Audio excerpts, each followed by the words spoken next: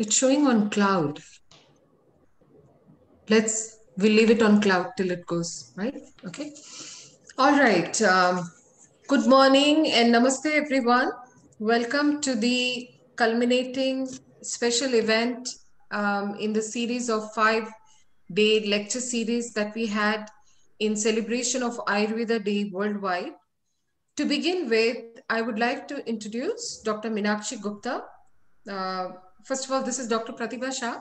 And now I would like to introduce Dr. Meenakshi Gupta, who will be the MC for the day, for the event. Dr. Meenakshi is an internationally renowned Ayurveda expert, classically trained Vaidya, holistic practitioner, founder, CEO of Roots Ayurveda Wellness in the Dallas area. She is a brand ambassador for Unilever Ayurveda hair care brand Indulekha. She has more than 5 years of extensive teaching experience at Ayurveda colleges in India and more than 18 years of extensive teaching experience in the USA. Vaidya Meenakshi has more than 20 years of extensive international experience in the design and delivery of various Ayurveda courses.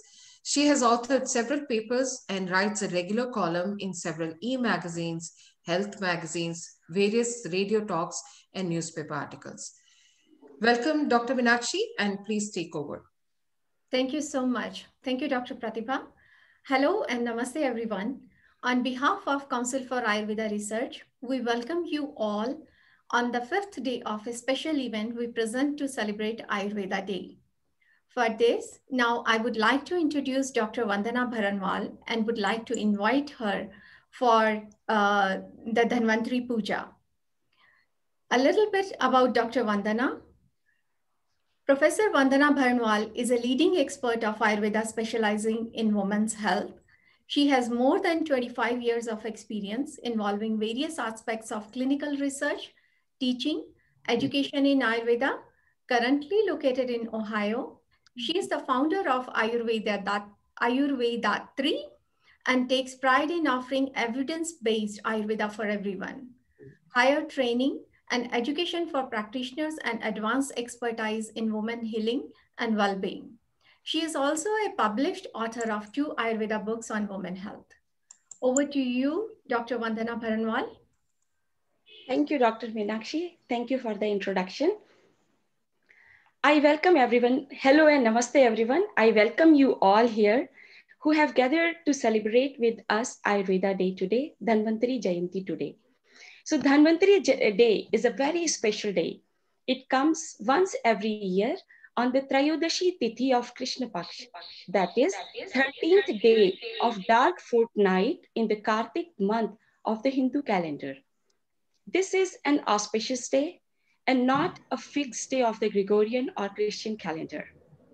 On Dhanvantari Day, we pay our respects to Lord Dhanvantari, who is considered the physician of gods and god of Ayurveda, who handed down this science of life for the benefit of the entire humanity.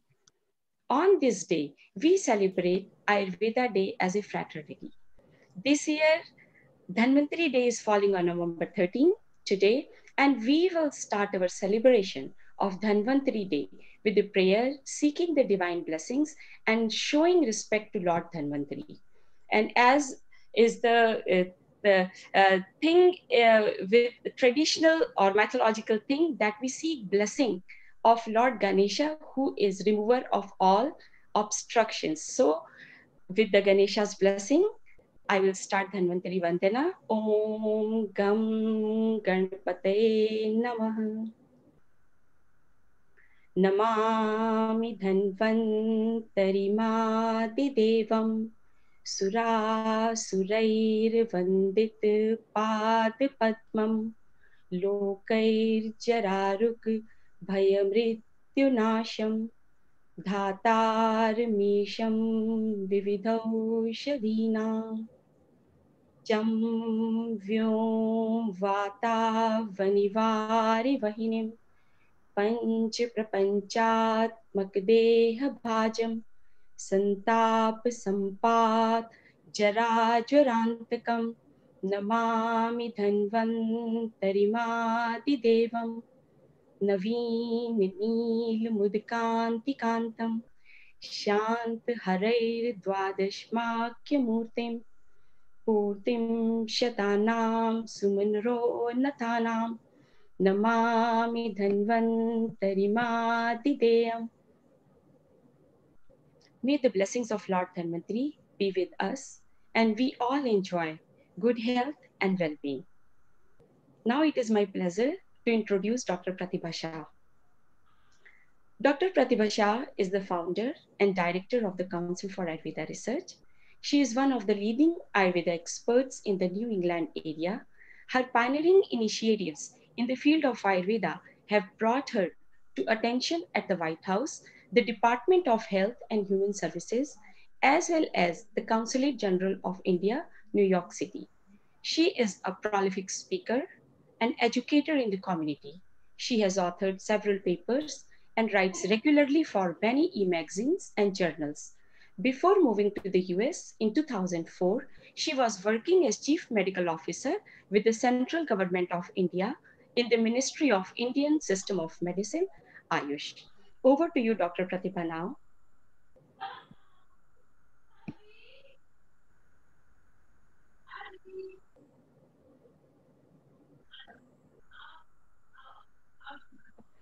Please unmute yourself.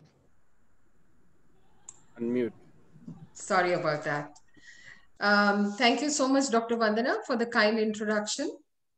I would like to extend a very warm welcome to everyone on this historic day where 60 plus organizations, 10,000 plus individuals across 150 plus locations spanning 75 plus countries across the globe will be synced in to celebrate one of the biggest gifts to mankind, the health science of Ayurveda. On this World Ayurveda Day, we rejoice in the compendium of life, that is Ayurveda. On this World Ayurveda Day, we pledge to embrace, elevate, and establish Ayurveda as the primary healthcare system of humanity itself. On this auspicious day of Dhanteras, I wish you all health, peace, and prosperity, and once again welcome you to the celebration of World Ayurveda Day on the platform of Council for Ayurveda Research. Before I proceed further, I would like to say a few words about the Council for Ayurveda Research, which is a 501c3 nonprofit and which I will be referring to as CAR moving forward. Founded by me in 2012, CAR is a pioneering initiative to promote and establish Ayurveda as an evidence-based health science globally. One of our core goals is to create a platform for the exchange, interaction, and integration of information, competencies, expertise, and resources between apex academic institutions, researchers, practitioners, and students in US as well as in other countries to facilitate Ayurvedic research of the highest global standards. Our long-term goal is to become the nodal agency for global collaborations and initiatives for research in Ayurveda, with the ultimate aim of establishing Ayurveda as a credible healing science globally. As of 2019, we are an international nonprofit with a sister chapter in India by the name of Ayurvidya Anusandhan Abhiyan Foundation, AAAF, which is registered as a Section 8 NGO in India. Currently, we are a team of 40 plus Ayurvedic and integrative experts in varying roles and positions, working on building resources and initiating research projects. We recently successfully conducted an international summit on COVID-19 with 28 presentations and 6 live and interactive panel discussions showcasing frontline work of Ayush sector on COVID-19. For Ayurveda Day, CAR and AAF put together a 5-day lecture series which were successfully conducted and have concluded as of today. The lecture videos have already garnered 10,000 plus views collectively and have reached far and wide, disseminating the brilliant insights from our stellar speakers to the intended audience of Ayurvedic students, clinicians, and professionals. This is in a very small nutshell about CAR. Now, a few words about Ayurveda Day itself. This is the second year that Ayurveda Day worldwide celebrations have been organized. This year, Ayurveda Day celebrations are in alignment with the United Nations World Health Organization Sustainable Development Goal number 3, which aims to ensure healthy lives and promote well-being of all at all ages. Council for Ayurveda Research is a very proud global partner in the movement to celebrate World Ayurveda Day this year as well. With that, I would now like to welcome and introduce our chief guest. It is my great honor and privilege to introduce Honorable Ambassador Taranjeet Singh Sandhuji, who is an accomplished Indian diplomat currently serving as Ambassador of India to the United States since February of this year. He is one of the most experienced Indian diplomats on US affairs, having served in the Indian mission in Washington, D.C. twice earlier. He was Deputy Chief of Mission at the Embassy of India in Washington, D.C. from July 2013 to January 2017. Earlier, he was First Secretary Political at the Embassy of India, Washington, D.C., responsible for liaison with the United States Congress from 1997 to 2000. He has also been at the Permanent Mission of India to the United Nations, New York, from July 2005 to February 2009. Prior to his current assignment in Washington, D.C., Ambassador Sandhu was High Commissioner of India to Sri Lanka from January 2017 to 2020. He has held many key positions in a distinguished career spanning over 30 years in the Indian Foreign Services since 1988. Ambassador Sandhu is married to Mrs. Reenat Sandhu, who is herself Ambassador of India to Italy. So there are two ambassadors in this household. They have two children. His interests include books, movies, and outdoor sports. Unfortunately, Mr. Ambassador could not be here in person today to address our event, but we have a wonderful video recorded and sent by him, which I'm going to request Dr. Meenakshi to play for all of us now.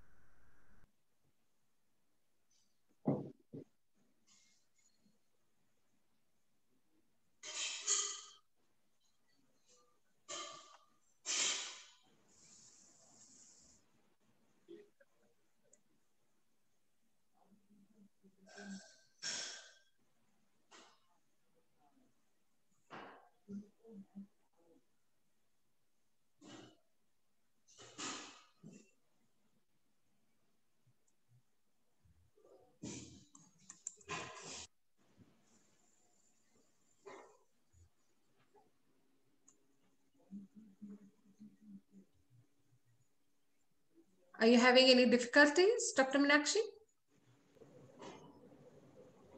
Can you unmute?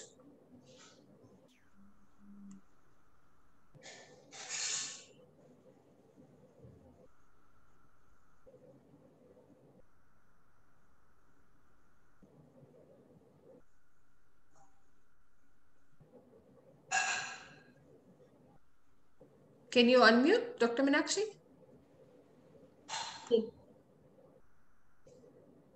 Just a minute.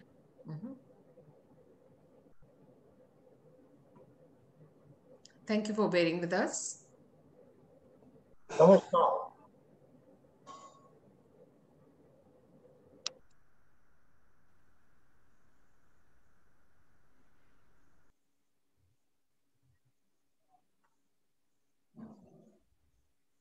Can you try playing?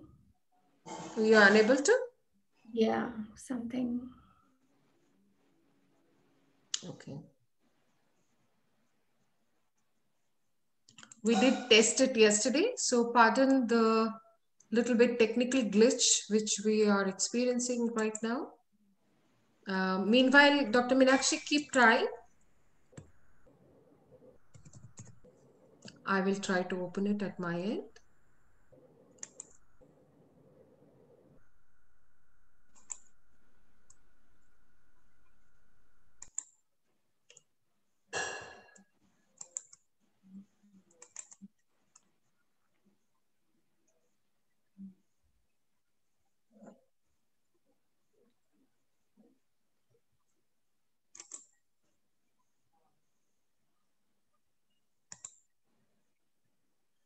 Apologies for the technical glitch.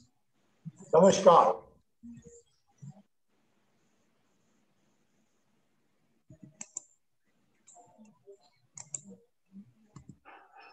That can play now. Hmm? Can you see the? Yes, we can see it. Okay, go ahead. Namaskar. Today is Dhanvantri Jayanti, or birthday of Dhanvantri, father of Ayurveda. We observe Ayurveda Day every year on this auspicious day to pay respects to the sages of Ayurveda who handed down the science of life for the benefit of the entire humanity. The Ayurveda system in India goes back to more than 2 millennia. Friends, it is no coincidence that today is also celebrated as Dhanteras in India, during which we worship goddess Lakshmi, which signifies prosperity and wealth. In the real sense, health is the true wealth. Ayurveda is also a manifestation of our symbiotic relationship with nature. Ayurveda has taught us the importance of living in harmony with the nature. Ayurveda and its unique principles, based primarily on balance, play an important role in reducing the burden of disease and related mortality.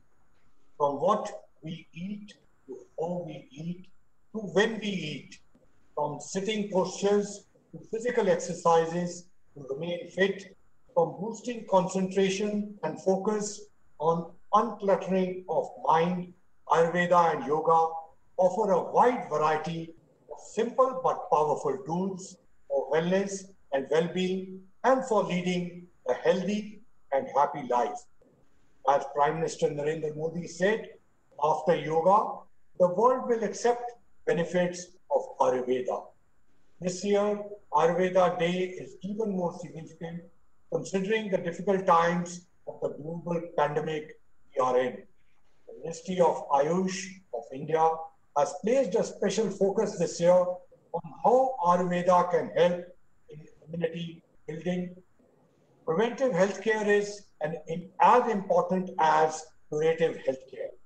Ministry of Ayush has formally inducted evidence-based Ayurveda and yoga, the National Clinical Management of COVID-19, which places emphasis on building immunity, remaining healthy, and making the fight against COVID-19 stronger. The documents are available in public domain, which could be of interest to you. I am happy to learn that the Council of Ayurveda Research, Boston, is partnering with us today to celebrate the Ayurveda Day. I compliment Dr. Pratibha Shah and her team, Dr. Balram Singh, and other panelists for all their efforts. Friends, there has been a long-standing collaboration between India and the United States in the health sector. Our scientists have been working together to understand important diseases at the basic and clinical level. There are also several partnerships focused on medical research to develop new therapeutics and diagnostics. Our institutions have also been partnering to promote Ayurveda through joint research, teaching, and training programs. In this regard, it is heartening to note that the All India Institute of Ayurveda and Spalding Rehabilitation Hospital, Harvard Medical School, Boston, have been working together to develop Ayurveda-based approaches for management of COVID-19. Recently, the Council of Research in Ayurveda Sciences under the Ministry of Ayush signed an agreement with the National Cancer Institute under the NIH on collaborative research in complementary and alternative medicines related to cancer. We look forward to more such collaborations in the future. It was Charaka who said health and disease cannot be predetermined. However, human life can be increased or made better by paying attention to lifestyle. Stay healthy, stay well. Thank you. Namaskar.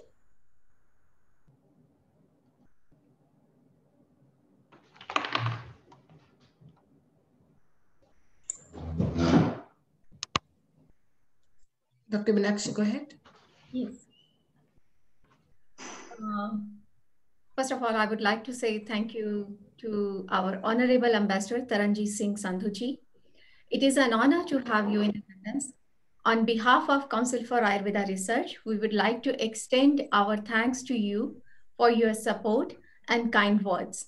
It is truly an honor to have you with us, and your presence made the celebration even more memorable. And we look forward for your continued support and blessings. So with that, now I would like to welcome and introduce Dr. Balram Singh, who is our featured speaker and our esteemed panelist as well. A little about Dr. Balram Singh. Dr. Balram Singh, PhD, has been a professor since 1990 and Henry Dreyfus Teacher Scholar since 1997 at UMass Dartmouth and at the Institute of Advanced Sciences, Massachusetts. He is also an adjunct professor at the School of Sanskrit and Indic Studies, Jawaharlal Nehru University, India. He has been a visiting professor at Georgetown University, Harvard Medical School, Yang Ming University, and Jawaharlal Nehru University. He is currently the president of Institute of Advanced Sciences and also the founder of Prime Bio Incorporation, a biotechnology-based company. Dr. Singh is the founding director of Botulism Research Center, established in 2003, and currently located at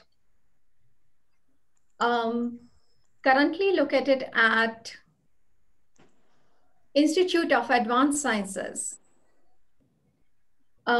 He's also the founding director of Center for Indic Studies at the University of Massachusetts, Dartmouth. He's currently an adjunct professor at the School of Sanskrit and Indic Study, GNU, Delhi. He has been conducting research on botulism and tetanus neurotoxins, and also on Ayurveda, yoga, mind, and consciousness. He has published 14 books and over 325 articles, including articles related to Indian philosophy and tradition. He is editor, associate editor of various journals. Now I request Dr. Welcome to address and share his presentation. Thank you. Thank you so much. I am honored and privileged to be amongst some of the best people I know in the field of Ayurveda. Let's see if I can, yeah. Many of you I know for a long time and actually have learned so much from you. I'm not a person who, I'm a biochemist, a latecomer to Ayurveda, mostly because of my position in Center for Indic Studies, and almost all of it because I was involved with the Ayurveda Journal of, I'm still involved with the Ayurveda Journal of Health, which my good friend Diana Luri was heading up until a couple of years ago, and she's very heavily involved, as is Dr. Pratibha Shah. And I'm grateful to Dr. Dhananjay Tiwari, who invited me to be part of this celebration, which is a wonderful idea. So I'm going to use these slides to make a few points. I normally wouldn't be daring to speak in front of this group because you are so good and so great about knowledge of Ayurveda. But somebody coming from outside, perhaps you may have a little bit of perspective, which may be more relevant to the world today, as everybody is not familiar with the Ayurveda. And it look okay. There we go. So so, so happy Dhanvantari Day. Obviously, this is very important. Know a little bit about Dhanvantari. Actually, the meaning of Dhanu, the word that comes from, it means science of surgery. And it also means at the end, it means he reached the pinnacle of that. Also, Dhanuman, many times in India, people misunderstand. And actually, I had misunderstood until today when I was preparing to talk about this. Dhanwan does not really mean, normally people in India think about the wealth. Actually, it is not to do with wealth, but it is something to do with, you provide certain types of service, and service where it is needed. In this case, it will be to give water as an example, or something that is needed for people who are in the need of that. So that is the real meaning of it. Many times we have these gods and goddesses, and they come in some form. It's basically to symbolify, be used as a symbol. But most of the things in India is really within us. And so even this nectar is within us if we are willing to do the churning. And churning in the case of Ayurveda or life is, we have both negative and positive. We have opposites, let's say, maybe negative and positive comes out a little differently. And that is the basis of our life. And so it is said that Ayurveda was actually created even before the mankind was created. It could mean in two ways. One is, of course, the idea of life. I started with Ayurveda as it means. The second one is that mankind is later addition. And there were things before us, which is what most of you use, especially when we are talking about the environment, the herbs, and the various kind of foods and diets, which all have, we know in science, have come before us. So Ayurveda gives really an integrated science, with science being very expansive. It's not just very limited to just material science in general, because this is just the whole life. And that's as long as we are willing to do that, I think that the inner self that comes out of this becomes really more relevant. And it is very important that now that we are celebrating as the International Day, I hope that they celebrate as International Month, because that will then bring it Dhanvantari Day, as it changes for a couple of weeks. The entire month will be celebrated, and then everybody can be accommodated in that. And the tradition of that Ayurveda, of this knowledge, when it was created or before it was created and after it has been created, is really in the understanding, the fundamental understanding that there was a discussion about the International Day of Yoga. Yoga is very much part of Ayurveda. And so the knowledge really comes from at the state of mind, which is considered in the one of the Panchabhutas, which is the ether element, or Akash Tattva, where the knowledge is, and then everything flows from there to air and fire and water and earth, and that makes the 5 elements, and that is the basis of Ayurveda. And then, of course, there is scientific understanding for people like myself or Diana, who we try to find out how it might be working, and then eventually it manifests into some kind of treatment or technology, and many of these are very integrated. One of the points I wanted to make here was to think about this. This thing is so innate. Everything in Ayurveda is so innately done that many times you do not need outside help. You really take the inside. And that when we are talking about the inside thing, then it's one of the thing, the capacity, as it's in Sanskrit, the word is used is chamata. In English, it is used as a immunity that prevents infection of all kinds. Corona is just one of them. If people can focus on more on the innate immunity, which many studies have been done, many of the herbs that people use, including myself, I make kadha every day and have been doing it for the last 15 years. It has been very helpful, corona or not. So that is very important.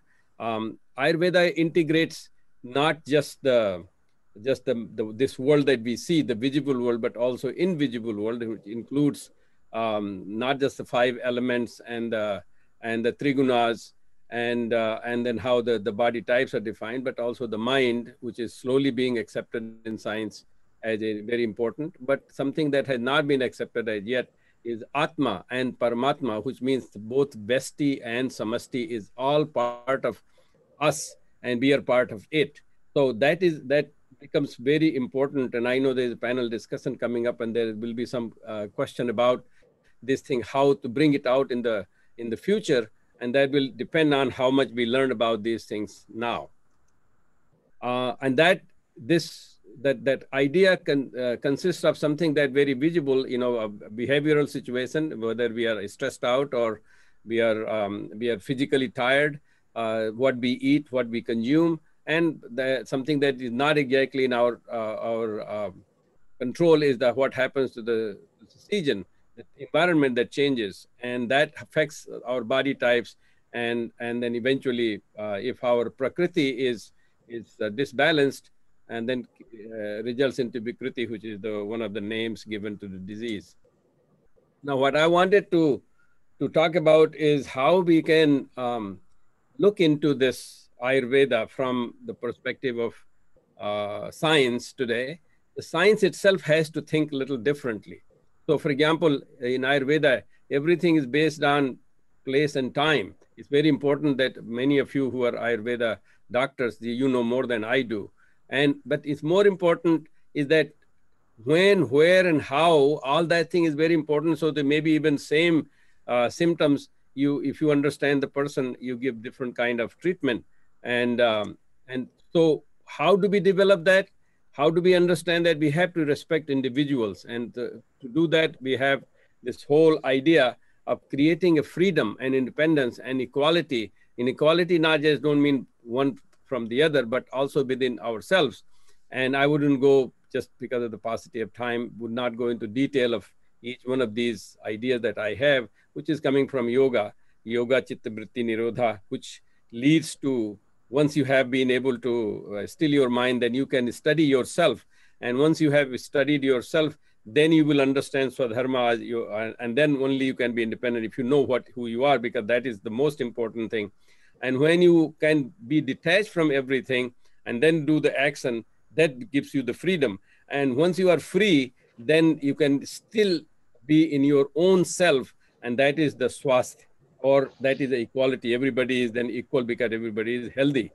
And if you have these ideas, then those of you, my apologies to Diana and another gentleman, I don't remember right now, Dr. John, that maybe this is only in Sanskrit, karmande vadhikaraste ma phalesu kadachan. This is I'm talking about this karma, when you don't worry about things, you just do what you're supposed to do. Once you set the goal, just do and see whatever happens.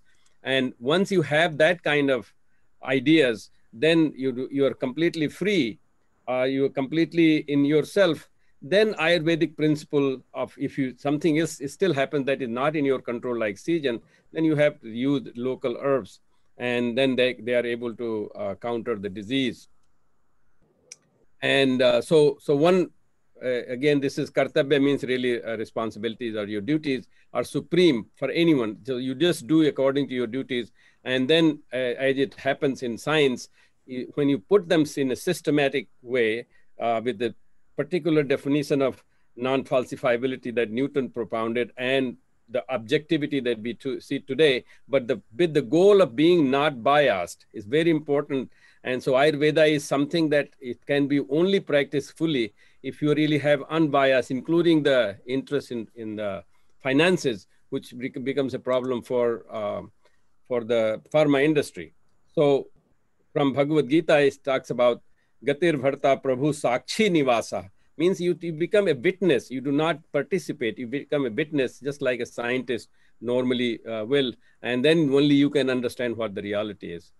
So with that information, what I wanted to briefly go over a couple of things, and that is that how we develop drugs today in regular chemistry based, including my labs, is we use structural chemistry. We use structure and try to match them, and so we become very limited. Whereas when you have Ayurvedic thing, which is more like a functional chemistry, you look at the whole holistic function, and holistic function is really a complex issue, but one has to develop oneself to do that. It is not just the machines that machines can always be helpful, but it's not only the machines, but one has to develop oneself to reach that level. That's why the Vaidya is the most important in case of practice of Ayurveda. And they have to be trained very differently, not just schools and degrees, but they really have to have their passion in it, and they have to devote so much time in it to be able to come up with the development of medicine. So I have actually thought about it, the sensory development has to be very high for developing Ayurvedic therapeutics. And it's more than that, actually, something that I don't understand that much is the Tanmatra chemistry, because you have Panchabhuta, you have Panch Karmendriya and Gyanendriya, and you have Tanmatra. Tanmatra is the key for understanding, at least from my perspective, and I'm looking into some of those ideas to see what can be done. Development of drug, according to modern times, is going to be humongous, and I don't think it will be applying to Ayurveda. If it applies to Ayurveda, probably Ayurveda will be destroyed before we use Ayurveda to destroy disease. I just want to give one brief example of and I have, I think, a couple of minutes. I'm not able to see the thumbs up and down right now. I'm assuming that I have a couple of minutes. So there is this Tulsi leaf. Tulsi leaf, I got 2 minutes here. I put the timing.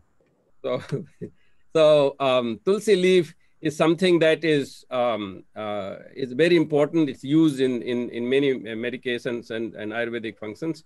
One thing I just wanted to share that will be exciting, it's something that we are doing in our lab, is that we have one extract that prevents all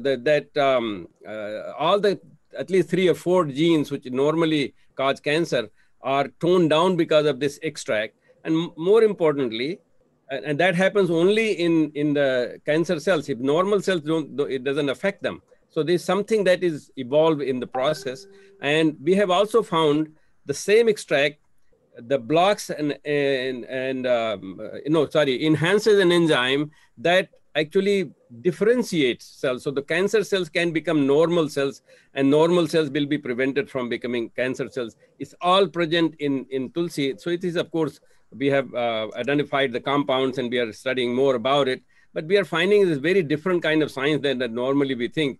It's something that has evolved over a period of time. I wouldn't talk about Bhasma because my time is getting up, but I just wanted to say that the same kind of characteristics of plants actually makes the heavy metals detoxified. And this process is very elaborate. And when you, at the end of it, the heavy metal is heavy metal, but heavy metal treated with these herbs is very different, is Bhasma, which does not have the toxicity, and we have tested in our lab. And not only that, it also increases its value. So, and it has, the reason these things are important is because of the plants, a very special kind of characteristics. They have their own consciousness. And that consciousness is very important to be understood. And I think it's important to be understood by the Vaidyas, those who make this kind of medication, those who do find the disease and diagnose them, and then they treat them very individually. And this is all related to the evolution of all these things. Like I said, before mankind, everything came. And finally, this is a very important thing that, all these things come together. Dhanvantari and Lakshmi, they are all kind of brother and sister. And in some way, because they were coming from the same place. And Lakshmi basically means that if you want to have any objective of life to be realized, you need to follow that Lakshmi. And then this devotion is very important, because devotion is the one which really internalizes things, and then it increases our own innate ability. Thank you very much. I'm sorry for taking a few seconds longer than what I was allotted. Thank you very much for giving No, me this. you were perfectly on time. You were perfectly on time. All right. Thank you, Dr. Vandana. Yes, thank you, Dr. Balram. Thank you so much. Thank you for sharing this in depth of your knowledge about not just Ayurveda, you talked about darshan, yoga, bhasha, like the Sanskrit word dhanvantari, how it is formed and what its meaning is. So, thank you so much for sharing this. And I thank you for sharing your vision. I really like this idea of Tanmatra, Panchmahabhut, this Indriya concept, where you have a vision to develop it as a sensory part of the therapeutics, which is already described in Charak. And now people are noticing it, like rediscovering it, which has been for millions of years in text. And this one drawback I feel is it is all written in Sanskrit. When we translate in English, much of the meaning is lost also. So as a bridge between scientific community and Ayurvedic community, we need people like you. And I am very sorry that we are on a time budget today. We would love to have you on our platform sometime in future and share where you can bless us with your presence and share your knowledge and vision. Thank you so much. Anytime. Thank you. And I feel it's a great honor and privilege today to have here a panel discussion as well. And I will take this opportunity to introduce the distinguished personalities who are in our panel discussion today. One of the distinguished panelists is Dr. Balram himself, whose talk we just enjoyed. And the other eminent panelist, I would give a brief introduction for the benefit of our participants. Diana Lurie, she is a professor of neuropharmacology at the University of Montana. She is a NAMA certified Ayurvedic practitioner and teaches neuroscience, anatomy, physiology, and courses in Ayurveda. She directs a research lab focusing on neuroinflammation and the response of the nervous system to natural products, including Ayurveda. Welcome, Jaina. And then our next distinguished member in panel today is Dr. John Douillard, who has authored 7 Ayurvedic health books, numerous free ebooks. He is a teacher of 7 online courses, repeat guest on Dr. O's show. He is also a former NPA nutritionist and creator of lifespa.com, where ancient Ayurvedic wisdom meets modern science. Welcome, Dr. John Douillard. And I feel proud to introduce our another panelist for today, Dr. Archana Vardhan. She has the experience of 15 years of clinical practice in the United States. She holds a Bachelor of Ayurvedic Medicine and Surgery degree from Lucknow, India. She is a postgraduate in clinical research as well. She uses yoga, meditation, pranayam, and lifestyle recommendation in addition to the Ayurvedic treatments. Welcome, Dr. Archana. Another esteemed member of the panel is Dr. Purvi Vyas, an MD and PhD in Ayurveda, director at Prayosham Ayurveda.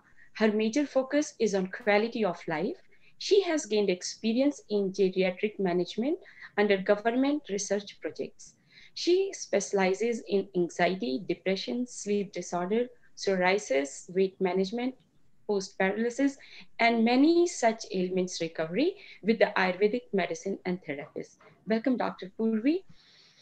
Now, the moderator for the panel today is Dr. Pratibha, and I'm delighted to announce her and introduce briefly. She doesn't need introduction. She is founder, director of CAR, Council for Ayurveda Research, and she will be moderating the panel today. And I have the experience of her wit, humor, profound understanding of the subject. I have been at one of her panels and I have enjoyed it immensely. So I'm sure she will bring all these things to today's panel and make it interesting, enjoyable, as much as informative. Welcome, Dr. Pratibha, and now over to you. Thank you so much.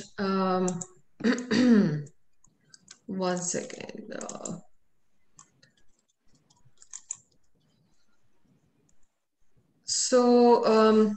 Dr. Meenakshi, I'll let you figure out, and Dr. Vandana, how to make sure. Okay, thank you. I think I see all panelists. I think that's what I wanted to make sure. Okay, thank you so much. And I think I'm going to put it on gallery view so that we can see all of the panelists. Okay, thank you so much. Thanks, Dr. Vandana, for the kind introduction of all the panelists. We had to shorten all the bios because if we speak about all your accomplishments, I think we would have spent a lot of time. So pardon that, we have taken that liberty.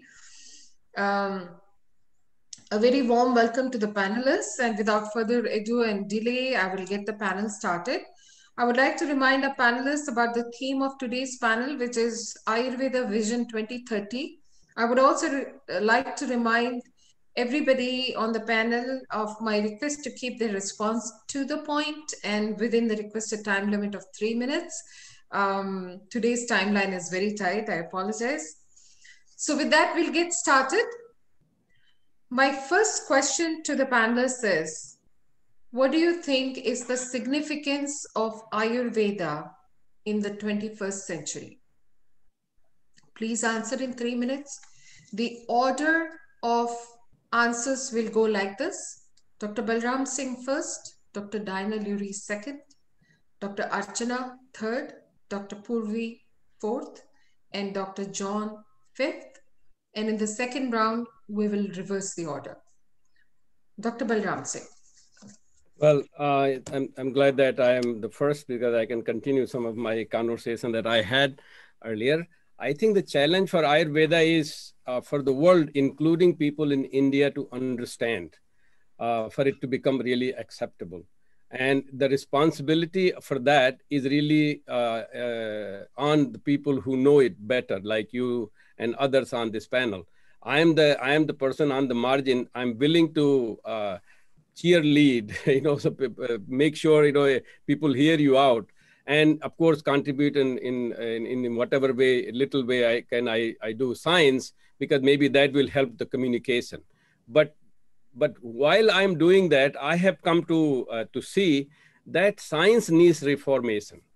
Not just science needs to verify the Ayurveda, but when I look at the Ayurveda and its integration and its effect, including the discussion I was having about Tulsi, we need to really appreciate the environment, and especially about plants so much. And of course, about bacteria, I do work mostly on bacteria.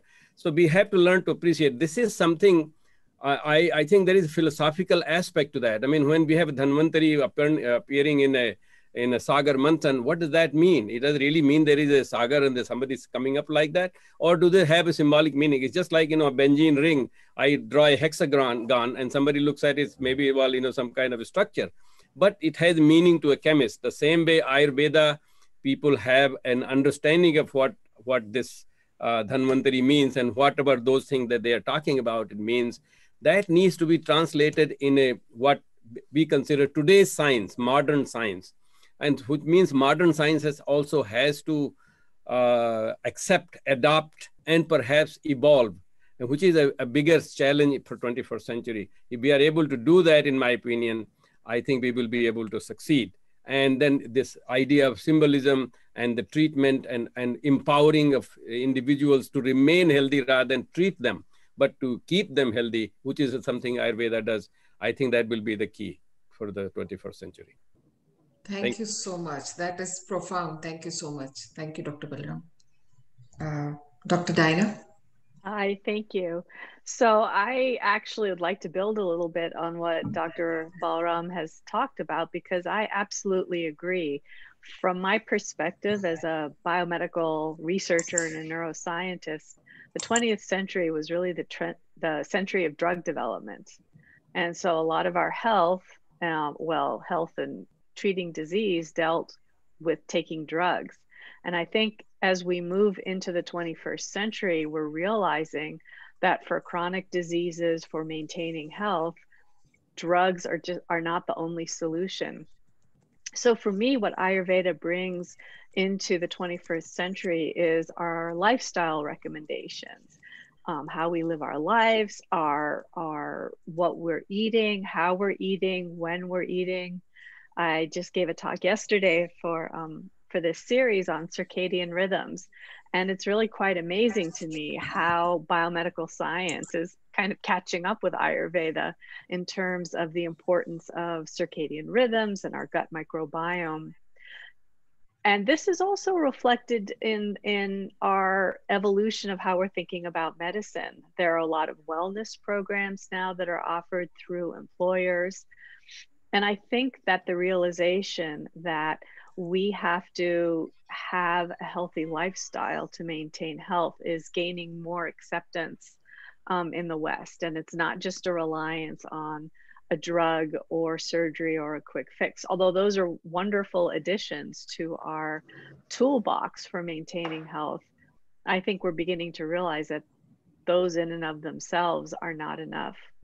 So for me, I sort of view the 21st century, the next 10 years, as how can we incorporate our lifestyle, our daily routines, our seasonal routines, how can that be incorporated into our Western lifestyle and merge with the science that's coming out regarding rhythms and diet and when we eat and our sleep patterns. Wonderful. Thank you, Dinah. I think that's going back to the basics, I guess. Yes, very Uh, simple yes, basics. Yeah. right. Dr. Archana, would you like to share your response? Definitely. So, according to me, Ayurveda has been significant since the beginning of human life and will be as long as human life exists. In the 21st century, the modern view towards Ayurveda is that it's your basic home remedies and it's brushed off. However, Ayurveda is an ancient based practice that is valid today and it was in ancient times. We should stick to the prayojan which has been said in the text that swasthasya swastha rakshanam and atarasya vikar prashnam cha. So Ayurveda is basically prevention is better than cure. And the shlok defines that the Ayurveda takes care you have to take care of the health of the healthy living being and to cure the diseased. Therefore, and it is a and as in allopathic in modern medicine, it is said that it is a single line treatment, whereas Ayurveda practices demonstrate a wholesome natural alignment. It nourishes our inner health, which increases our immunity and eradicates dysfunctions and diseases of the body. Ayurveda, as a lost science, is making its comeback. People are becoming more aware of the problems with modern medicine and are willing to use the alternate methods. Human biology, however, has not changed. So why should we move away from the practice as good as Ayurveda? Human life starts in the womb. Women bring them life to the world. So I feel that women's health is a crucial topic and should not be ignored. And as my opinion, in 21st century, women's health should be the prime criteria to be taken in consideration as. Ayurveda provides in-depth regimen that is tailored to the mother in the best interest of her and the fetus. Women experiences many changes during their pregnancies, which can result in complication. And Ayurveda as a tool provides a solution for each of the problems. Therefore, I would like to conclude that the patient can rest assured and they should not worry about the side effects or the future complications by the treatment they get from Ayurveda. So Ayurveda, for me in 21st century, I see it as a whole vision and a bigger aspect that people start taking it as a first line of treatment rather than taking when all the lines fail. So according to me, it should be given the prime importance. Thank you. Thank you so much. I think that's a very interesting aspect you have highlighted. Thank you so How much. can we change the epigenetic baseline of humanity by targeting the woman's health, and particularly the mother's health? Right. So that's another very interesting aspect. Thank you for highlighting that. Thank you, Dr. Archana. Dr. Purvi? Yes. Yeah, so Dr. Archana gave a very wonderful guideline. So if everybody has it's too large subject to conclude in 3 minutes, but we'll go with if we take a look on the part of the 21st century with the Ayurveda, I would suggest, like, if we go with the rejuvenation through the rasayana, that is the main key thing. If we take a look more about the rasayana, right? When we take a look on the rasayana, we hold it up to the like rejuvenation, but not only that.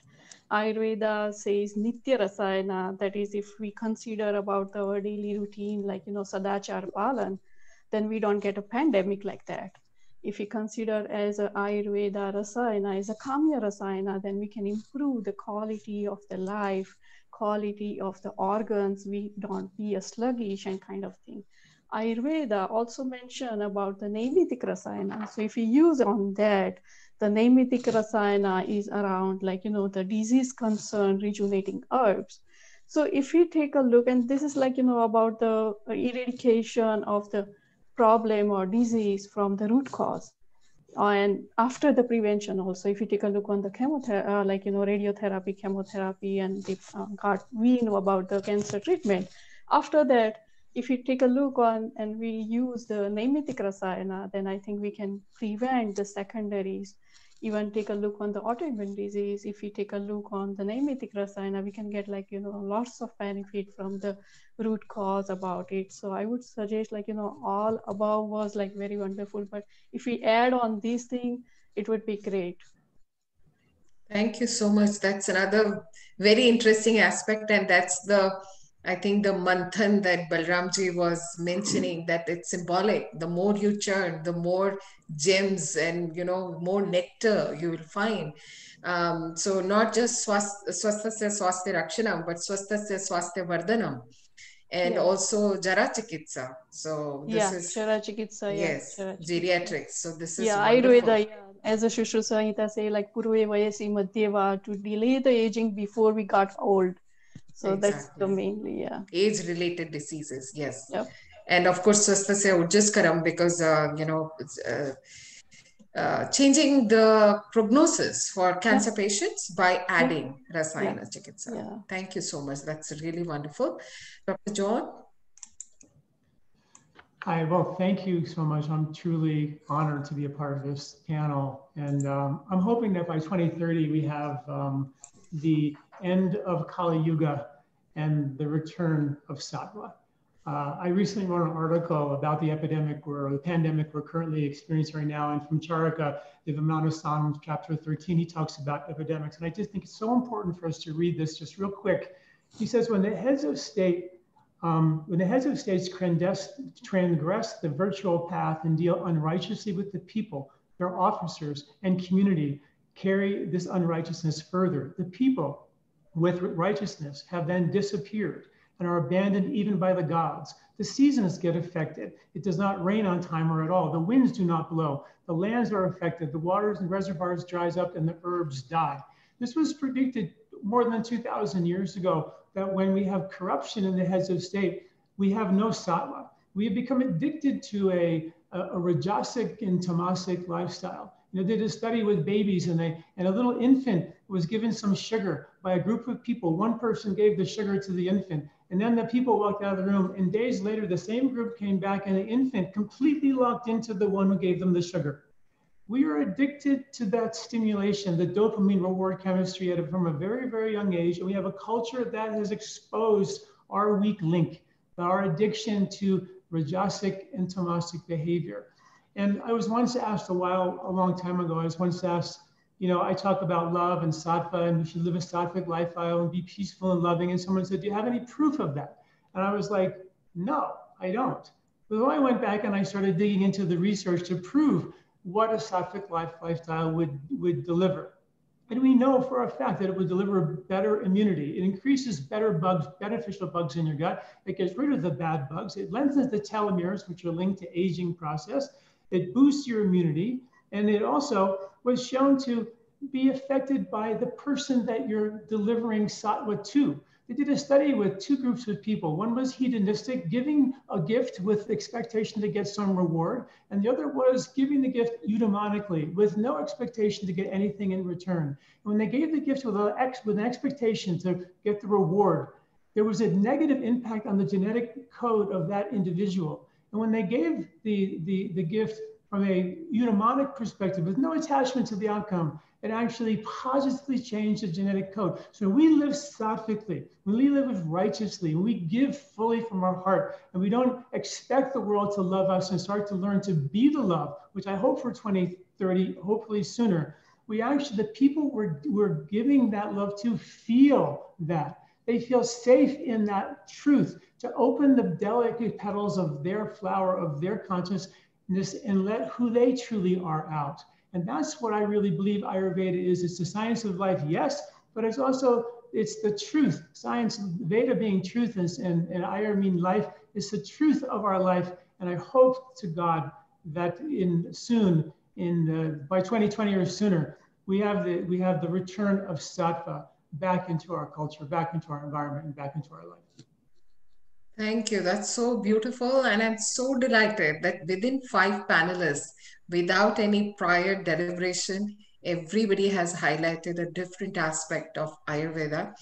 Mind over matter, John, and Sattva Vijaya. Sattva Vijaya is so powerful in Ayurveda and yet underexplored. We are also sometimes victims of becoming the prescribers, just like modern medicine practitioners. We don't use our other tools enough, I feel. So thank you for highlighting that. And this has been really a very nice round where everybody has highlighted a different aspect of Ayurveda. Thank you so much. John has to leave. Dr. John has to leave earlier, so I will be having him go first in this second round. Does that work for you, Dr. John? Oh, yeah? Yes, of course. Thank you. Okay.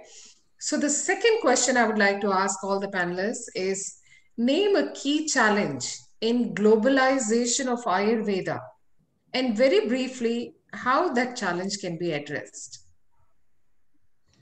I think there's one major challenge as Ayurveda becomes globalized. We need to recognize the need for the sustainability of the herbal, supply chain. Herbs like Kukti have become endangered. We're working with farmers to actually help, grow them and bring that back. But other herbs like Jadamansi, it doesn't like growing in a cultivated environment. So we have to be careful that we lose a lot of, I think Dr. Balram was saying something similar. We really have to be careful about the sustainability of the supply chain of the herbal botanical medicine. It's so critically important. And I think in the bigger picture, though, we have to continue, as Dr. Balram said, continue to demystify Ayurveda with evidence-based research. And something that when I first came back from India, I was studying with a doctor in Varanasi, Dr. Hari Narayana Singh, and he told me, he said, John, Ayurveda is a universal system of medicine. It is absolutely not Indian, and you need to teach it as such. And when I came back and I met Deepak Chopra, I came and started teaching medical doctors. I realized the importance of teaching it with science. And that's what I do now is I write about the ancient wisdom and the modern science. And I think it's so incredible. And Dr. Balram said it's so beautiful too. I think he hinted on the idea that the most subtle things, Dr. Laurie too, that the most subtle things, the microbiome, are the most powerful. Ayurveda knew that the most subtle things were the most powerful. The sattvic lifestyle, the giving, the loving, the caring. Something as simple as breathing and kumbhak.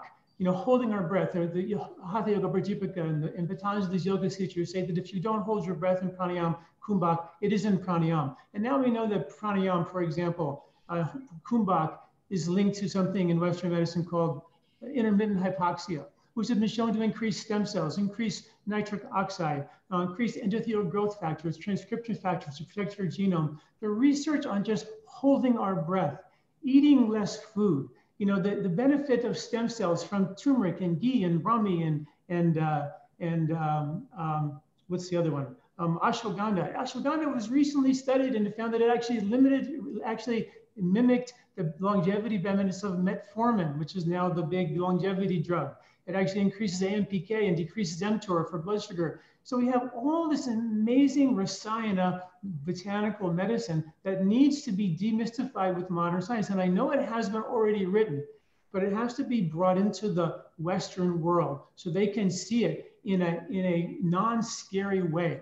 So people can go, wow, this is a absolutely hard, real system of medicine that's based on real science. And I think that's what I see happening. There's volumes of research in Western medicine that research Ayurveda, but they don't even know they're researching Ayurveda.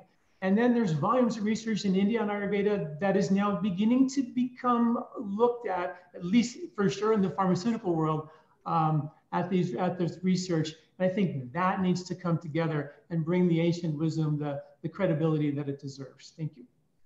Thank you so much. That's very insightful. And I agree with you, Dr. Balramji mentioned about the Pancha Tanmatras. We don't talk about the subtle factors in Ayurveda that much. We have started leaning more towards earth than ether, which, probably it should be the other way around. Ether is so powerful. The Akasha, the Panchamahabhuta is so important. And the Pancha Tanmatras, we never go there. What is the Avyakta state? And can we at least reconnect and revisit that state every now and then? And that will actually recharge. We don't take nothingness as important and significant, whereas that is something we need to bring in. And you're absolutely right about the research and the data and getting the interfacing language right so that the two sides can start talking and actually looking into the untapped potential that Ayurveda has.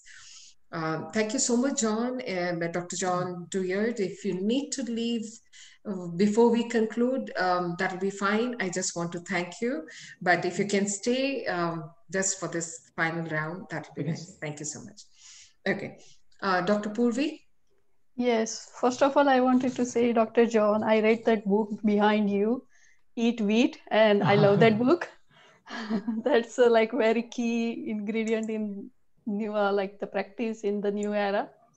So, as a Dr. John elaborate the vast subject from the herbal, like the preservation of the herbs through the R&D department, and looking towards that, I feel like one add on it, we can work on the education system in the way of educating the BAMS student, so they can be knowingly getting some subjects about the biochemistry, pharmacology, and pharmacovigilance type of add on the subject, so they know the modern aspect and they know that part also, like Panchatanmatra, that level of the knowledge, if they got it on their graduation level, that would be good.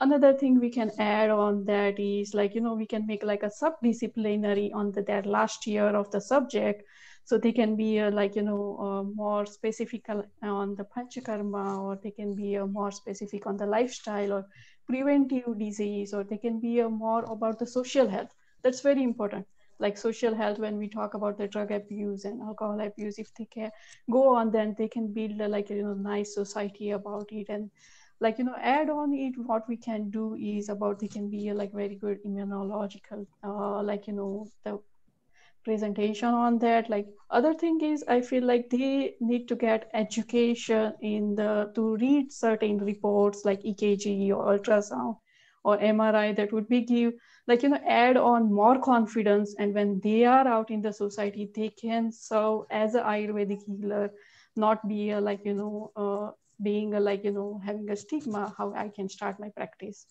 And education in the other sense is about the educate the society.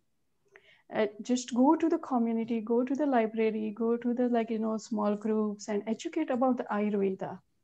Like as we talk about the Sharira Manasa and Sattva. So as Dr. John has come with the point about the if we add more Sattva in our body, half of the disease are just we can heal by itself. So if we go to the society, if we go to the community, educate them what is Ayurveda, how it helps, why we are saying this is a science of life, what is the holistic approach of that thing, then I think that would be a best idea about to add on the 2030 century. Thank you. Thank you so much. I think that's a very practical, on the ground kind of challenge, and well said that we have to educate within the community and from the community outside of the community. So yes, both levels very important. Thank you so much. Dr. Archana? Yes, Dr. Pratibha. So I would like to share my opinion that the biggest challenge in the globalization of Ayurveda is the acceptance. people don't accept that as the main line of treatment. They consider and take it as a placebo. So for this, the best way is like we should make a community, or we should, you know, push like the author organizations wherein the researchers or the FD regulations, they make they stress upon the Ayurvedic herbs and stuff. They stress upon the Ayurvedic practices. And as Dr. Balram said that these heavy metals which are used in Ayurvedic medicines, they don't harm because they are refined so well that they actually make a good effect in the body. So people, like most of the doctors, like the modern doctors, they have in their mind that the Ayurvedic medications, they have metals, and these metals, they affect your kidney, they affect your body badly. So this concept, this idea, or this I would say the opinion which people hold about Ayurveda should be taken away. The people should be educated. And also, I would like to say, Dr. Purvi has said that we should emphasize on education. So by education, I would also add one more point that after, like, when we do modern medicine, if like somehow we don't go through a post-graduation, we go into diploma courses where there are specialized courses. So in Ayurveda also, there should be some specialization, as we all know, in I mean, as I mentioned in my previous this thing talk, that we should focus more on women's and women's health. So we don't find a consolidated or a complete book wherein you read all about the women. It is like in varied, there you see in Kashyap, you see in Charka, you see in Sushruta, and like there is small description in Vagabhat. So we should develop certain specialized courses wherein all the PMS graduates or the postgraduates, they have access to it. And for this, and then another thing is that in yoga, in US, where yoga has become such a big phenomena, with the continued efforts and of the embassies also, they are promoting yoga. So I would also say that the big officials, they should also promote yoga, Ayurveda, which is now people are accepting because everybody is accessing through internet. People are tired of the side effects of the allopathic medicines. They are just not comfortable taking those heavy drugs because they have so many side effects. So now people are accepting it. And for me, I think this is the best time, you know, strike the iron when it is hot. So we should make our, great efforts, and whichever way we can promote Ayurveda in a big lead, I would say. And I see in 21st century, it is going to give a boom. Thank you.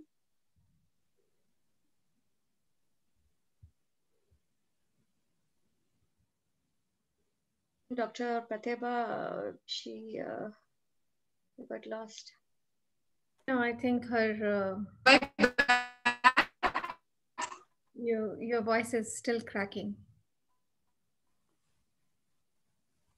I think she's having some internet issues. Yes, looks like that. Mm-hmm. Why don't you, Diana, go ahead? Okay, well, I'll go ahead. Yes, so I actually want to build on what everybody's saying, because I think it's all really relevant and really important. And, you know, we talk a lot about the West and the medical community accepting Ayurveda. And I think that it works both ways. There's actually, as Dr. John mentioned, there's a lot of research out there that inadvertently supports the concepts of Ayurveda. Nobody set out to study Ayurveda, but there's a lot of research on the gut microbiome, on circadian rhythms, on the interaction between the nervous system and the immune system.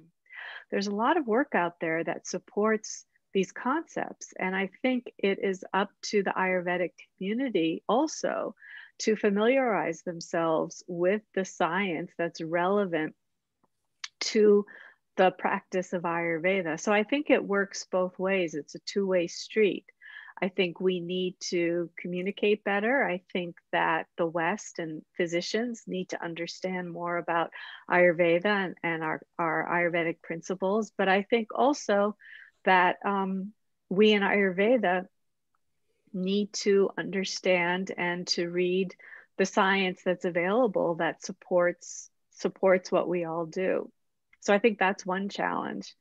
I think another challenge really for the 21st century, and I was just thinking about this as everybody was talking, our lifestyle has changed so drastically in the last 120 years.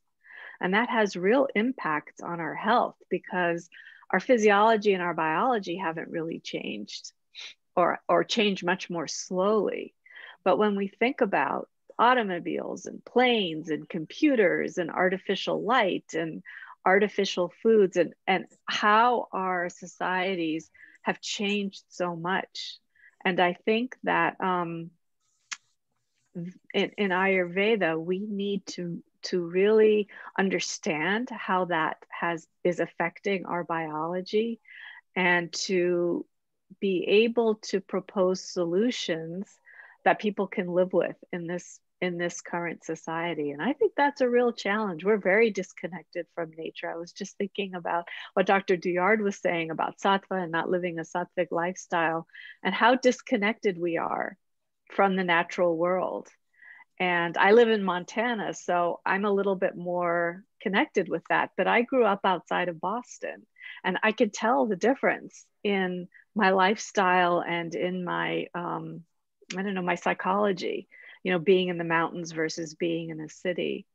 So I think that's going to be a challenge for Ayurveda moving forward into the 21st century, is that how do we evolve our practices, our lifestyle to mesh with our biology, but also to be realistic for people having to live in this modern era. Well said, Yeah. Dr. Can I say like one sentence in add on Diana? Yeah. Like, you know, I just remember about one of my professor, Professor M.S. Baghel. He was always, when I was studying and he was my guide, he was always used to say me like, you know, Purvi, when you are like, you know, treating the patient with the disease, we need a sword and we need a shield. So if we talk about the sword is an allopathy medicine and shield is Ayurveda. So if we together unite and do some mutual thing, that would be great about the progress of Ayurveda and allopathy over the healthcare system. Yeah. Absolutely. Yeah. Yeah. Thank you. Thank you, Pratibha. Of course. And this is, Diana, I think very relevant, because I think whatever we propagate and deliver should be in a realistic format. I think that's sort of toning down or repackaging what Ayurveda has to offer, I think might also be helpful in delivering it more effectively. Thank you. Yeah. Thank you. Dr. Balram. All right, I'm so glad you got your voice back. At last. I know. I think it's a wonderful point that have been raised. I just want to maybe raise what we talked about, and Diana also mentioned about changing situation. Just think about it. Ayurveda basically has not been researched for 2000 years. Nobody has done anything. And this is something that I think Ayurveda people need to realize more, because in the context of, they have stopped the progress. So I think it is important that only you can do that. Those of you who are in Ayurveda, those of us who are away but interested in it, we can participate. But that is very important. The second thing is very important, I think more profound to me, and that is something that I'm working on, is not only that we need to educate about Ayurveda, but we need to educate about people through Ayurveda. It's very important, because Ayurveda tells your nature, your prakriti, the way you were born, the day you were born. And mothers, talking about women's health, mothers are so important to that. The mothers every mother need to be educated about it. And then, because she is the closest and who knows the nature of the child the closest. So I think that has to become part of the system. Now, our problem is that we have created a system which is very difficult to change. We have a business all around it, So leave the education and science alone. Maybe we can deal with it because most of us are in this field. But there is a business around it, and I deal with that other side of the business also. And you have to meet the FDA requirements. You have to blind yourself to certain things, even though this is happening. So that is how to change that. Well, that involves politics. There is the policies involved, and how to change that. I mean, that's going to be a major way. We have a politics where everybody just want to remain in power, and as long as they can remain in power, they will do whatever they can. They will distribute whatever you're willing to take. And so this is kind of lowering the standard, what Dr. John was talking about, and also Diana mentioned a little bit, is that we are lowering the standard of going down and down and down, rather than living an uplifted, elevated life, mature life. We are not educating people at all. And I think the culprit is the because they just want to remain in power, and they have no responsibility. Even if they are in for 50 years in the Congress or whatever, they have no responsibility to anybody. And that's not that they take. So I think that one has to think about this general idea of freedom. For example, America is based on freedom, but what kind of freedom? We need to think about that, use that idea of freedom, but from Ayurvedic perspective. We need to think about independence. I think I talked a little bit about yoga and how to create independence. The independence is not just on 4th of July, but independence on a daily basis. And then we need to think about doing what we do is based on self-reliance, rather than relying on some political guru telling us this is what you will do, you will get this job, and you run around back and forth day and night. All circadian rhythm that Diana is talking about goes out the window when you have to work on all the time and 24 hours. So I think that is very important. And for that, in my opinion, the most that anybody can do is the Ayurveda community. It is a dedication. This is not, you have to be dedicated to be Ayurveda person, and you have to do this service to the people, and you have to take it like a service. Then only I think things can change. My opinion, my plan is to change the whole thing in 8 years. Please join me. Oh, definitely, definitely. So again, very good point. I think we live in a culture of capitalism and commercialism, and that brings down the higher seva level type of rendition of Ayurveda. And we are steeped in it, and we are steeped in it on a daily basis, whether we are interacting with Ayurveda or not, whether we are from the Ayurvedic fraternity or not. I think that's a general environment we live in, and which is collectively taking us away from a sattvic living or from a connected living. So I think that's a cultural, not from a country perspective, but the kind of culture of 21st century perspective, that we are more about capitalism and gains and commercialism and more of that, rather than a seva oriented way of living, which then impacts and shapes the choices that we make, running after materials and assets and whatnot. So thank you so much. First of all, I did not have to raise my thumbs even once. So I really, really appreciate you giving some rest to my thumbs. Thank you so much for being cognizant of the time and remaining to the point. I also want to say that due to time constraints, we had to be limited in the panel discussion. But I personally found the panel very enriching, very meaningful, and I hope it conveys some important points to everybody who is watching, and even for ourselves as part of this whole group discussion. Many new aspects, sometimes we think about things, but they get relegated to the back of the mind. But I think with this kind of panel discussion, things become, afresh again, and we are able to once again appreciate the important significance of all these very small things in all walks of our lives and as Ayurvedic professionals. So thank you so much for a very enriching, very engaging panel discussion. I want to bring everybody on the gallery view. And thank you so much once again. And please remain till the end. Don't mind this special guest. Oh, we have a young Ayurveda person here. Yeah, Hi. Hello. Thank you so much. So, thank you so much. So, I'm going to request everybody to remain till the end of the session. We are going to have our guest of honor address now. So, I'm going to invite Dr. Vandana to kindly take over from here. Dr. Vandana, would you like to come on the video? Thank you. Thank you, Dr. Pratibha, for moderating successfully a very informative, enriching, thought provoking panel where we are, what the road could be, what choices we make for better tomorrow, vision for future. So, thank you so much. Now, I'm going to introduce our guest of honor speaker today, Dr. Jaiswal, and I feel very blessed to have Counsel General NYC with us here. And I'm honored and privileged to share his brief intro and introduce him. Dr. Randhir Jaiswal is a career diplomat. He joined the Indian Foreign Services in 1998. In his over 2 decades of diplomatic career so far, he has served in Portugal, Cuba, South Africa, and at the Permanent Mission of India in New York. In between his overseas assignments, he served in New Delhi at the Ministry of External Affairs, first as Deputy Secretary looking after India's relations with the United States of America, and then as Joint Secretary managing India's relations with West European countries.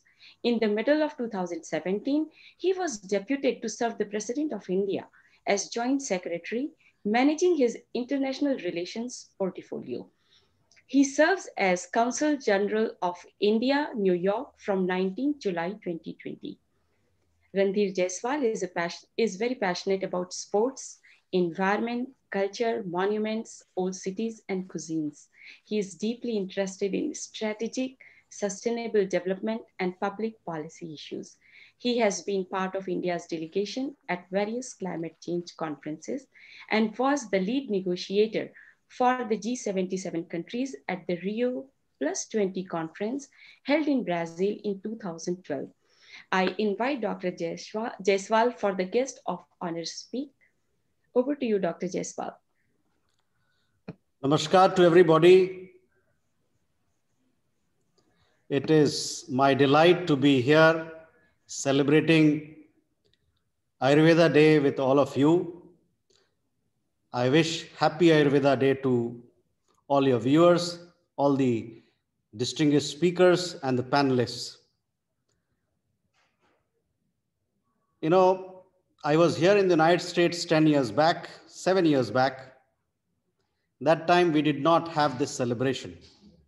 And the fact that today now we have an annual Ayurveda Day celebration itself speaks of the salience that this particular science is gaining. The experts have spoken about Ayurveda, the science of Ayurveda, the imperatives of Ayurveda, the properties of Ayurveda. I would just highlight few things that come to my mind as a layperson who has, for whom Ayurveda has been part and parcel of my culture. Needless to say, Ayurveda, I see it spreading its wings. In my journeys across the world, I see more and more proponents and protagonists of Ayurveda, which is a delight, from Switzerland to Iceland to South Africa to Argentina to United States and elsewhere. It is an ancient science. In India, we have grown for centuries. We have lived with it. We have been nurtured and cared by Ayurveda. And today it has a huge presence in India in a modern day life. And just to give some of the statistics so that people our viewers who are new to this field would understand how deep it is as a practice in India. Today we have more than 3,186, around 3,150 Ayurveda hospitals with almost 43,000 beds available. There are 17,400 dispensaries spread across various parts of our country. There are 711 Ayurveda colleges in India, and there are 7,435 manufacturing units which roll out all sorts of Ayurvedic medicinal products, Ayurvedic wellness products, which today value in the Indian market is valued somewhere around $9 to $10 billion. And the overall global value of Ayurvedic products are in the range of $14 to $15 billion. So it's a There is the science of science of Ayurveda, and there is this culture of Ayurveda that is gaining currency. And now the economics of Ayurveda is coming to the fore. I mean, there are reasons which have been elaborated by our esteemed speakers. The modern day pressure points are different. People today are focused on wellness, on well-being. Treatment is seen as holistic, one whereas there is greater understanding of nature around us. So for all these reasons, Ayurveda today is becoming popular. There is a strong push for it to be made part of our mainstream culture, mainstream medical culture, and therefore there is a greater push towards integrative medicine. I see it as an idea whose time has come. We had some of our distinguished speakers talking about Ayurveda not just being an Indian idea, but a universal idea. And when you're dealing with an universal idea in today's global space, universal space, I think there is a lot more room for it. I say, and there is empirical evidence to say that today Ayurveda is permeating our common culture. At times it is through market, at times it's through community, but there is a greater embrace of Ayurveda. Next time when you go to Starbucks, you will see a turmeric latte. What does it say? People drinking turmeric and milk in India is a very old ancient practice, which has several medicinal values, several Ayurvedic values. And today it is there here in New York or in Boston available. People are taking turmeric pills. These are just examples to tell you that how Ayurveda is becoming part of a common person's culture today. I was at the United Nations, I've seen there's a lot more acceptance to traditional medicine, because traditional medicine, they come with thousands of years of knowledge and thousands of years of experience of human existence. And when you have that sort of strength backing you, I think the only way forward for such practices, including Ayurveda, is that it'll gain currency, it'll gain a lot more people in its fold. COVID-19, of course, has given a big push to Ayurveda. There are several new things happening. There are clinical trials happening, and there are attempts to look at some of the Ayurvedic drugs which can be repurposed for COVID-19 treatment. All in all, I think when you have in the United States, Boston as one of the capital of Ayurveda, the champions of Ayurveda, the leading champions of Ayurveda in the United States here in Boston, I think we're all doing very well. So thank you very much for your support. I thank the Embassy of India and Madam Pratibha Shah, Dr. Pratibha Shah, for getting us together. We are here to support you. We are here to take Ayurveda forward. Thank you once again, and happy Ayurveda Day to all of you. It's been a delight to be here. Thank you so much. Thank you so much. Dr. Vandana, did you want to? Yes, thank you. Thank you so much, Dr. Jaiswal. It is very encouraging to have you here, offer your support, and share your views and share your ideas. You rightly focused that about the culture of Ayurveda, science of Ayurveda, economics of Ayurveda, sharing the strength of Ayurveda back in India and realizing how we are developing abroad, especially in USA, and observing that Boston as a capital of Ayurveda. So thank you so much. And I really appreciate and value your time and presence here. Thank you so much to be the part of our celebration, and we look for your continued support. Thank you very much, sir. Thank you. Over to Dr. Pratibha now. Thank you, Dr. Vandana. I think now is the time for thank yous and acknowledgements. I think we're at the end of it. I would request anybody who is in the forum right now, if you have any thoughts, I think this is a good time because we have done very well on time. So Dr. Tiwari ji, would you like to say something? Anybody wants to share any quick thoughts, very quick thoughts? We can do that.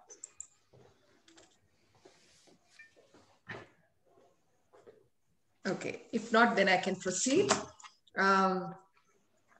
I would like to begin by thanking our chief guest, Mr. Ambassador, for taking out time and to give us his blessings and support through the recorded video. I would also like to thank our Consul General, Mr. Jaiswal ji, for taking time out of his busy schedule to join us and assure us of continued support. Um, Jaiswal ji, we will definitely be taking you up on that because as we have already been talking, that without the support, blessings, and guidance of people in the government at the policy level, we will probably not be able to make much progress. So thank you so much. I feel this is a very momentous day in that direction. Thank you so much, Jaiswalji, once again for joining today. It really means a lot to us. We look forward to your continued patronage and support. I thank our featured speaker for today, Dr. Balram Singh ji, who is a stalwart in the field of integrative efforts. He is a personal friend and a mentor, and we look up to him. Thank you for gracing us with your presence and knowledge today. And I would personally be interested in your 8-year project. I will reach out for that, definitely. Same goes for our esteemed panelists. Thank you all for taking out time for sharing your insights with all of us and with the audience. Thank you so much. And we look forward to getting you again on future events as well. This event would not have been possible without the generous and kind support of the team at our embassy, especially Dr. Dhananjay Tiwari ji. So I really want to thank you, Dr. Tiwari ji. You are probably not on video right now, but I hope you're hearing my words of appreciation and gratitude. Thank you so much to the entire team, including Mr. Khan, Mr. George, and Dr. We are not introduced, but Mokshraj. Thank you so much for all the help, for working very closely to ensure the presence of our dignitaries today. Thank you so much to my fellow board of director, my sisters, my co-conspirators, Dr. Meenakshi Gupta, who had to leave, and Dr. Vandana Baranwal. Thank you so much for being with me at all steps. And thank you for thanks to all the volunteers. So no event is possible, no community event is possible without the help of volunteers who work behind the scenes to do the critical groundwork. I would like to extend my heartfelt gratitude to Faith Miller, who is the chair admin committee, and Dr. Anjali Singh, a member of our core committee, and all the other volunteers for helping behind the scenes and on an ongoing basis. I apologize if I have left out anybody inadvertently. Here is hoping for and working towards making Ayurveda available for the benefit of mankind and humanity. At the end, I would like to recite the Shanti mantra. Sarve bhavantu sukhinah, sarve santu niramaya, sarve bhadrani pashyantu, ma kaschit dukbhag bhave. Om Shanti. Shanti, Shanti. So with that, namaste. Please stay safe, stay well, and continue to elevate our science, which will elevate us like a mother in return. Thank you so much. Thank you so much. Thank you so much. Thank you, Pratibha-ji, and Thank happy you, Diwali. Pratibha. Happy Happy Dhanteras to Diwali. all. Yes, Happy yes. Diwali. Thank you so much. And Happy happy Diwali New to Year. everybody. Thank you. Thank you.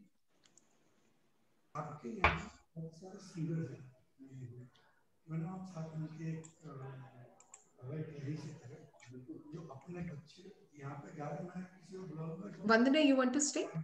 Yes, I am here. Have you stopped Facebook Live?